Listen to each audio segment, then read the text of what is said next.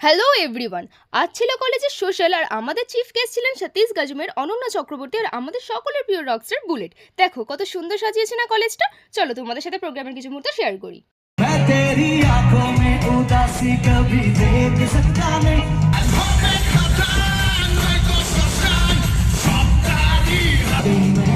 तेरी दीवानी दीवानी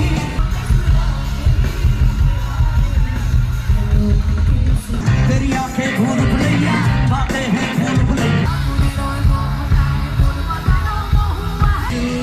मुझे आसमाती है